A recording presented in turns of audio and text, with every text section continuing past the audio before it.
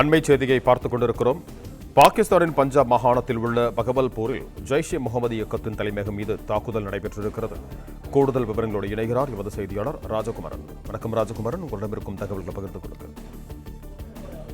பாகிஸ்தான் ஆக்கிரமிப்பு காஷ்மீரில் நடத்தப்பட்ட தாக்குதல் மிக முக்கியமானது. ஏனென்றால் அது ஒரு சொர்க்க பூமியாக தீவிரவாதிகள் பயன்படுத்தி வரக்கூடிய நிலப்பகுதி. இந்தியாவும் உள்ளே சென்று பார்க்க முடியாது.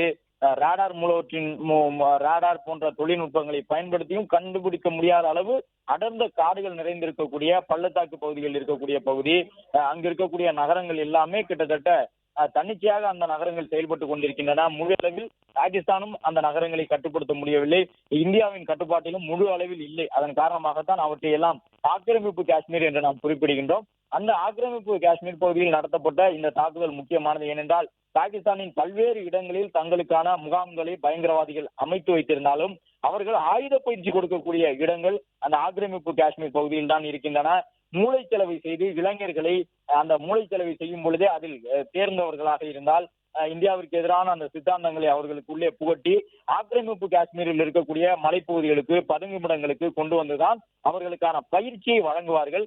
இந்த பயிற்சியில் தான் முக்கியமான அந்த தளபதிகள் எல்லாம் ஈடுபடுவார்கள். பயங்கரவாத இயக்கத்தினுடைய தளபதிகள் என்று சொல்வார்கள். அப்படிப்பட்ட ஆக்கிரமிப்பு காஷ்மீர் பகுதியிலும் பல தாக்குதல் நடத்தப்பட்டிருக்கின்றன. குறிப்பாக அந்த பஞ்சாப் மாகாணத்தில் இருக்கக்கூடிய ஜெய்ஷ் இ முகமது அமைப்பினுடைய தலைமையகமான டெராக்கலன் மீதும் ஒரு முக்கியமான தாக்குதலை இந்திய ராணுவம் மேற்கொண்டிருக்கின்றது. அதே போன்று சியால்கோட்டில் இருக்கக்கூடிய ஹிஸ்புல் முஜாஹிதீன் அமைப்பினுடைய மையமாக செயல்பட்டு வந்த மெஹ்மூனா ஜோயோ மையம் என்பது தாக்கி அழிக்கப்பட்டிருக்கின்றது. இந்த பகவல்பூர் என்கின்ற இடத்தில் மட்டும் கிட்டத்தட்ட 30 பேர் கொல்லப்பட்டிருக்கின்றார்கள் பயங்கரவாதிகள். அந்த 30 பேருமே ஜெய்ஷ் இ முகமது என்கின்ற ஒரு ஆக்டிவ் அமைப்பாக இருக்கக்கூடிய தீவிரவாத குழு. லஷ்கர் இ தொய்பா அமைப்பு எடுத்துக்கொண்டோம் என்றால் அது சர்வதேச அளவில் பரவி இருக்கக்கூடிய மிகப்பெரிய தாக்குதல் சம்பவத்தில் ஈடுபட்ட அமைப்பு. ஆனால் அந்த அமைப்பு கூட தற்பொழுது ஓரளவு தங்களுடைய செயல்பாட்டை குறைத்துக் கொண்டிருப்பதாக உளவுத்துறைக்கு தகவல் கிடைத்திருக்கின்றது. ஆனால் இந்த ஜெய்ஷ் இ முகமது அமைப்பு தான் தொடர்ந்து தீவிரமாக செயல்பட்டுக் கொண்டிருக்கின்றார்கள். அந்த அடிப்படையில் அந்த அமைப்பை சார்ந்தவர்களை குறிவைத்து இந்த தாக்குதல் நடத்தப்பட்டிருக்கின்றது. முஷாபராபாத் என்பது மிக ஒரு முக்கியமான நகரம். அந்த நகரம் தீவிரவாதிகளினுடைய மையமாக இருந்து வருகின்றது. பிளே ஸ்டோர் மற்றும் ஆப் ஸ்டோரில் இருந்து பாலிமர் செயலியை QR கோடு மூலம் பதிவிறக்கம் செய்யுங்கள்.